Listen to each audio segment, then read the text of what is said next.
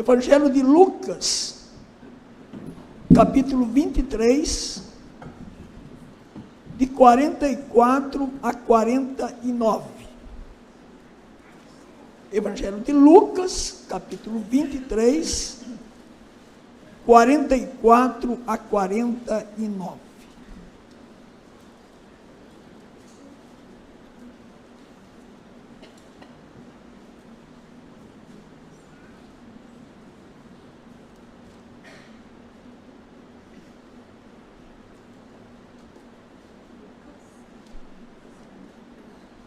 Já era quase a hora sexta, ou meio-dia. Escurecendo-se o sol, houve trevas sobre a terra até a hora nona, ou 15 horas, 3 horas da tarde. E rasgou-se pelo meio o véu do santuário. Então Jesus clamou em alta voz: Pai, nas tuas mãos entrego o meu espírito. E dito isto, expirou, morreu. Vendo o centurião o que tinha acontecido, deu glória a Deus, dizendo: verdadeiramente este homem era justo. E todas as multidões reunidas para esse espetáculo, vendo o que havia acontecido, retiraram-se a lamentar, batendo nos peitos. Entretanto, todos os conhecidos de Jesus e as mulheres que o tinham seguido desde a Galileia, permaneceram a contemplar de longe estas coisas. Oremos. Deus eterno, Deus santo, nós agradecemos pelas bênçãos que já recebemos, já desfrutamos neste culto. E agora pedimos a tua bênção graciosa para a exposição da tua palavra. Pedindo, ó Deus, que tu apliques a cada um de nós. Tu prepares cada mente, cada coração, dos que estão aqui no templo e daqueles que estão conosco pela internet. Que tu abras o coração e clamamos a ti aquilo que o teu servo no passado já clamou. Desvenda os nossos olhos para que vejamos, para que contemplemos as maravilhas da tua lei, da tua palavra. Que o teu Santo Espírito esteja sobre nós e através de nós, em nome de Jesus, amém. Eu quero iniciar destacando o verso 46, quando Lucas diz: então Jesus clamou em alta voz: Pai, nas tuas mãos entrego o meu espírito, e dito isto, expirou, morreu. Você acha importante nós lembrarmos o nascimento de Jesus? Eu acho e eu gosto. Chega o mês de novembro, dezembro, eu gosto demais. O espírito de Natal invade, hinos de Natal. Podemos e devemos comemorar o nascimento de Jesus. Mas você sabe que o nascimento de Jesus foi importantíssimo. Se não tivesse nascido, teria morrido. Mas você já atentou quanto que os evangelhos, eles ocupam espaço para o nascimento de Jesus? Primeiro só 2 mencionam, Mateus e Lucas, um espaço não muito grande. Não que eles não valorizaram o nascimento de Jesus.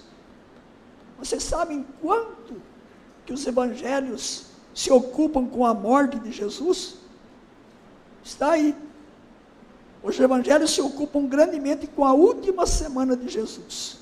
João, metade, de 11 a 21, 10 capítulos, mais ou menos. Mateus, 1/3. Marcos, 1/3. Lucas, 1/4. Somam cerca de 17 capítulos, sendo um total dos evangelhos de 27 capítulos. Bom, dá para entender então que os evangelhos deram um grande valor à morte de Jesus. Porque a morte de Jesus e a sua ressurreição são eventos históricos que aconteceram no tempo e no espaço, e esses dois eventos têm grande conteúdo teológico. Se você retirar da Bíblia a morte e a ressurreição de Jesus, você desmonta o cristianismo. Não há cristianismo sem a morte real de Jesus e sem a ressurreição de Jesus. No Novo Testamento, a morte de Jesus é mencionada cerca de 175 vezes.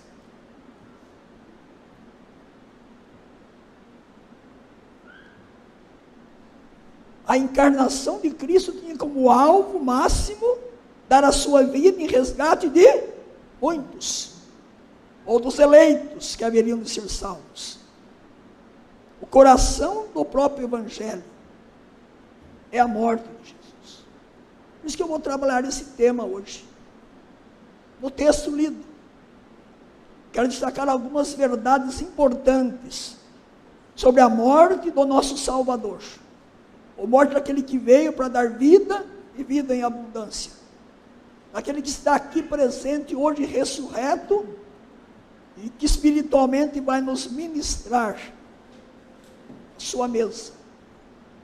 E quando fala de ministrar a mesa, o apóstolo Paulo, quando escreve aos cristãos de Corinto sobre a ceia, ele diz que esta mesa, sempre que eu pego o pão e eu bebo o cálice, eu devo anunciar a morte do Senhor, até que Ele venha. Ele não disse para anunciar o nascimento, poderia ter dito, foi importante, mas ele concentra a sua mensagem, anunciar a morte do Senhor até que Ele venha. Pensando assim, eu quero destacar 3 verdades sobre a morte de Jesus. Qual a primeira delas? A posição de Deus sobre a morte do seu filho. Você parou para pensar sobre isso? O que Deus pensa da morte do seu filho? Ele que enviou o seu único filho a esse mundo para nos salvar. Se você olhar no texto aí, no verso 44, vamos encontrar isso. Já era quase a hora sexta, quase meio-dia, e escurecendo-se o sol, houve trevas sobre toda a terra até a hora 9, ou até as 15 horas. Então, a Bíblia está dizendo que cerca de 3 horas, toda a terra ficou escura, escuridão total, porque o sol parou de brilhar. Pode ver aí, sobre toda a terra. Está dizendo só lá na Palestina, só no Monte Calvário, onde ele foi crucificado. Qual a razão disso? Esse fenômeno, escuridão total. Quem que provocou isso? Por que isso aconteceu? Qual é a mensagem disso para a nossa vida e sobre a morte de Jesus? Você sabe o que significa escuridão? Juízo, ira de Deus. Quando você lê a Bíblia, você vai ver que geralmente, quando aparece trevas, escuridão, alguma relação com o juízo de Deus, com a ira de Deus. Escuridão lembra quase sempre o juízo, a ira de Deus.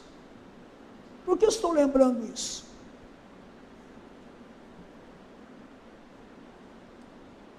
Porque a morte de Jesus teve essa manifestação, esse fenômeno da parte do próprio Deus. Quem é que provocou a escuridão?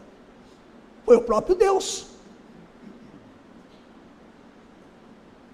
E eu quero que você pense comigo o seguinte: eu relatei que os evangelhos narram grandemente a morte de Cristo, o sofrimento, as últimas semanas, ou a última semana em especial.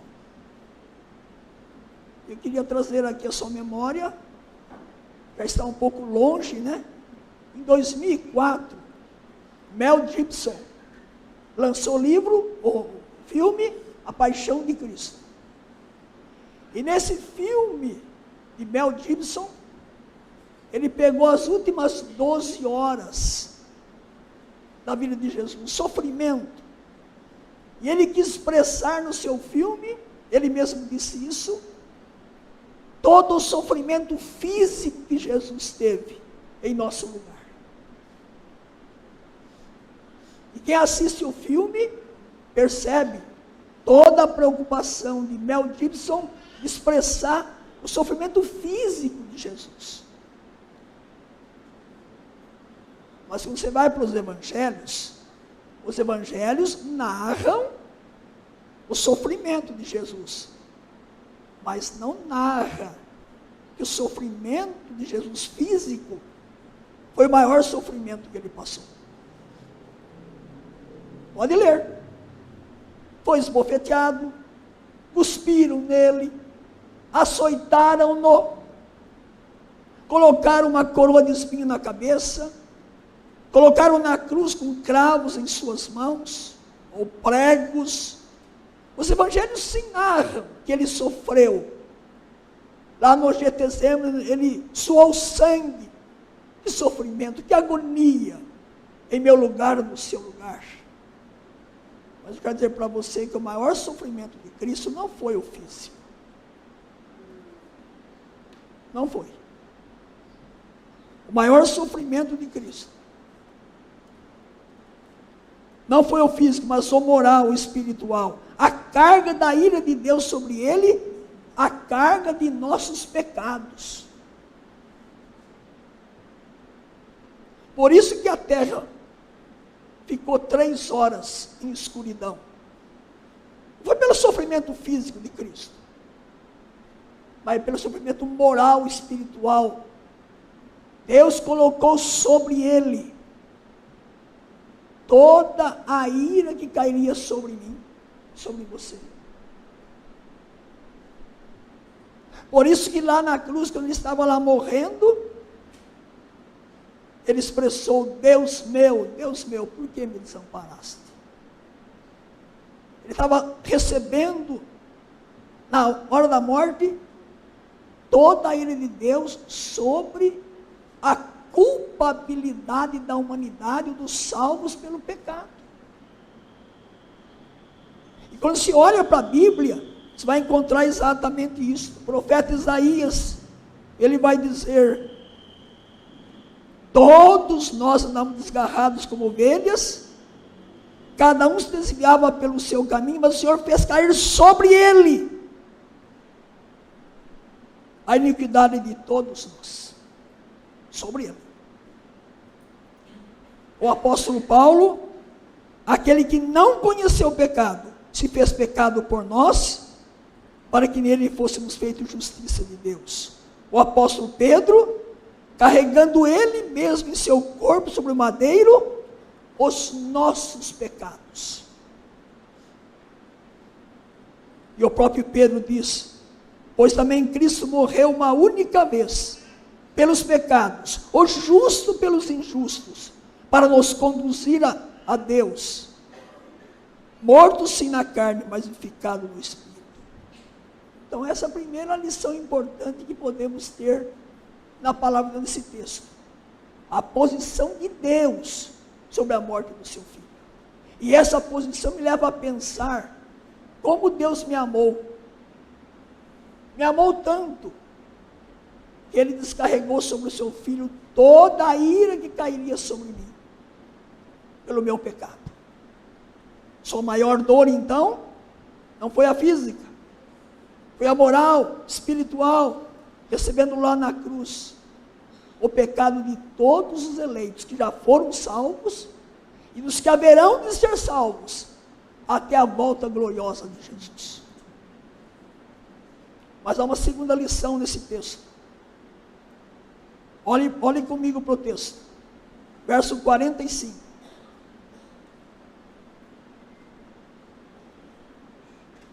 Diz assim: e rasgou-se pelo meio o véu do santuário.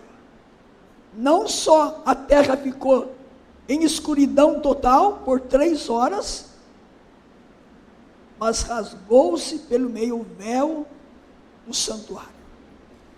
Segunda lição importante sobre a morte de Cristo para a nossa vida.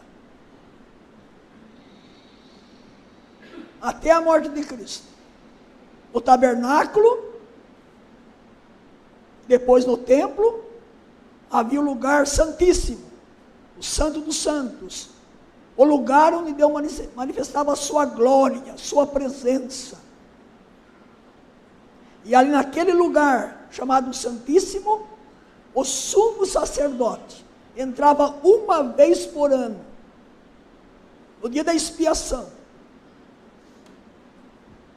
Uma vez por ano entrava para fazer expiação pelos seus pecados e pelos pecados da nação. E ele entrava possivelmente com uma corda amarrada em um dos pés. Porque se ele ficasse doente, ou se ele morresse lá dentro, ninguém podia entrar. Era um lugar santíssimo. Ele entrava uma vez por ano. E para separar o lugar santo do santíssimo, tinha então a cortina, o véu. E não era qualquer véu. Segundo aí os que analisaram esse véu do passado, ele tinha 18 metros de altura e 9 metros de largura. Ele tinha 12 centímetros de grossura.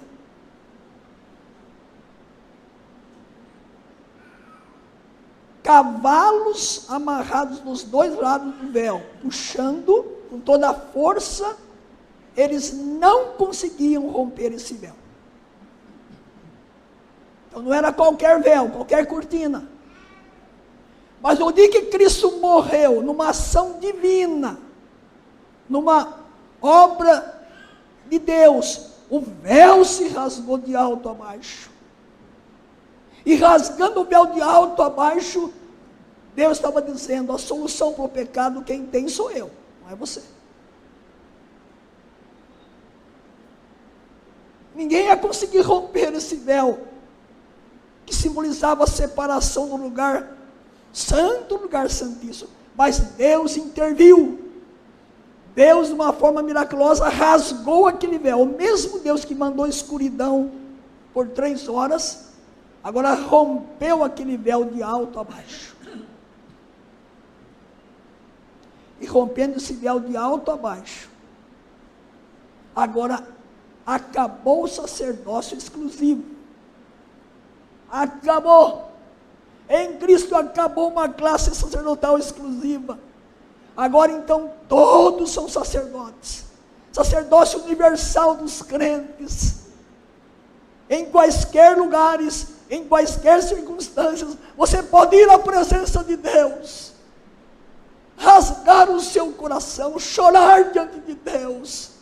Não precisa mais de mediador, de um sacerdote. Você agora é o sacerdote. Pode ser no seu quarto, na sua cozinha, no seu trabalho. Independe do lugar, você tem acesso à presença de Deus. Você pode ir à presença de Deus, buscar a Deus, orar a Deus. Foi abolido o sacerdócio exclusivo. E agora então, com a morte de Cristo, todos os crentes têm privilégio de acesso à presença de Deus. E aí um detalhe que eu vou colocar: a oração do crente, ouçam bem isso, a oração do crente tem o mesmo valor e eficácia da oração do pastor. Sabe por que eu estou colocando isso no meu sermão? Porque às vezes eu tenho a impressão que alguns acham que a minha oração tem mais poder.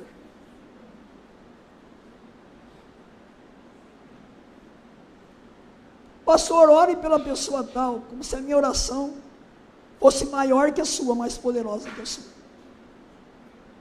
Mas pense numa coisa. Não há oração poderosa. Há um Deus poderoso. O poder não é de quem ora. O poder é daquele que escuta, ouve a oração.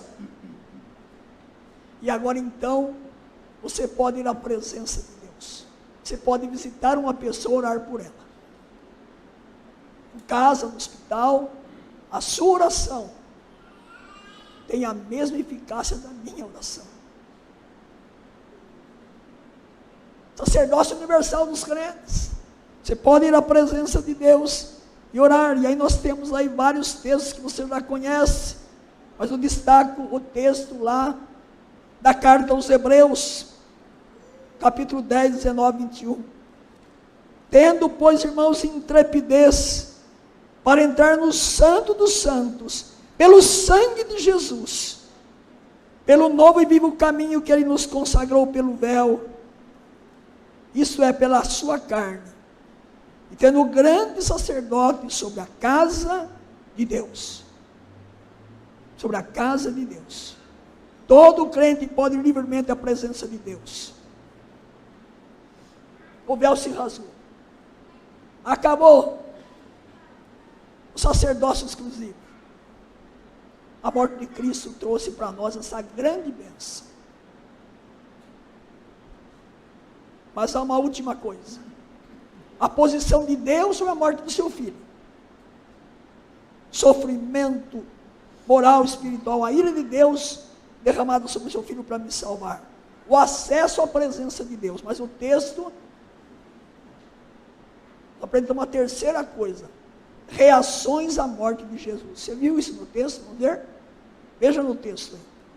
Quais foram as reações à morte de Jesus? Verso 47.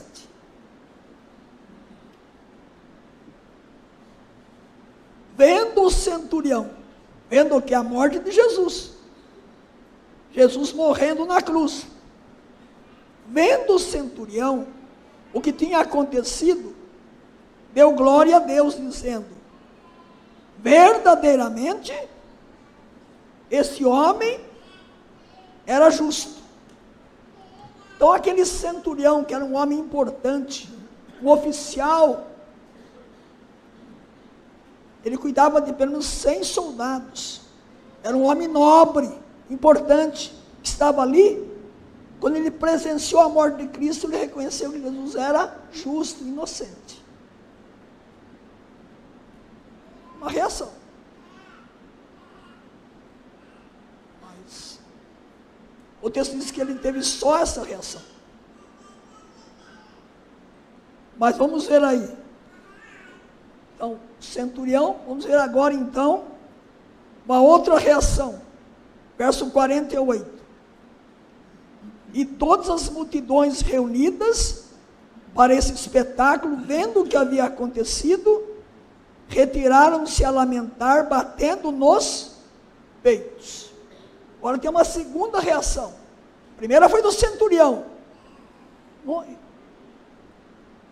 Ele é justo, ele é inocente. Agora os demais bateram no peito. Esse gesto significa tristeza. Apenas tristeza. As multidões ficaram tristes por ver o Filho de Deus cravado na cruz maldita. Uma reação.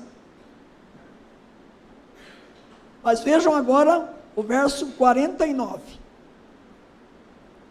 Entretanto, todos os conhecidos de Jesus e as mulheres têm agora uma terceira reação. Primeiro era justo, segundo, lamentou, tristeza. Agora, todos os conhecidos de Jesus e as mulheres que eu tinha seguido desde Galiléia, permaneceram a contemplar de longe estas coisas. Agora, as mulheres ficaram de longe. Está morrendo, olha lá. longe. 3 reações.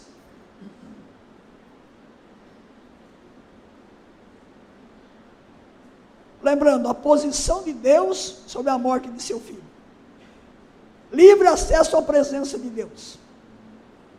Reações à morte de Jesus. E agora eu pergunto para vocês que estão aqui, para quem está conosco pela internet. Qual a nossa reação hoje?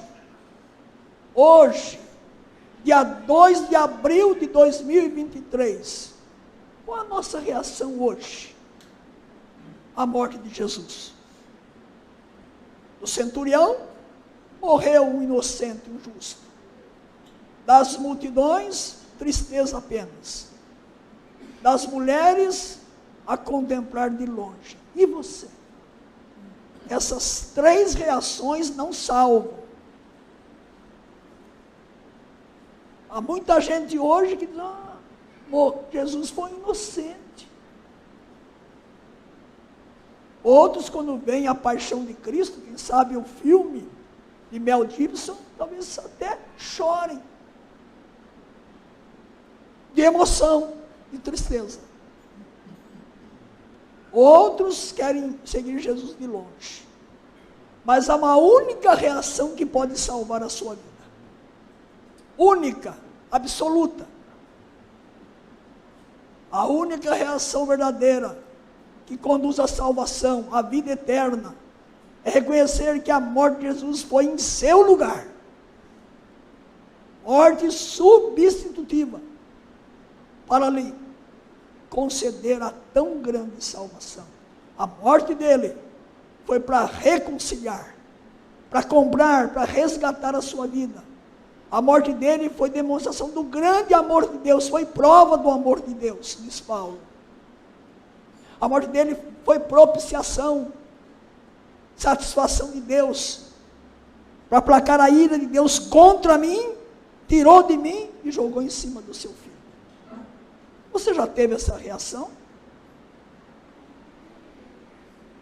Ou será mais uma semana da paixão de Cristo, para você tomar conhecimento que morreu alguém, morreu o Filho de Deus. Que nesta noite, você que está aqui, você que está conosco pela internet, você tenha a reação correta. Reconheça que Deus morreu por você, para dar tão grande salvação para você como pecador. E essa morte, lembra o que diz Paulo em Romanos 5, Deus prova o seu amor para conosco, pelo fato de Cristo morrido por nós, sendo nós ainda pecadores. Amou-me, amou você que está aqui, você que está na internet, amou-me, me salvou, morreu para me salvar.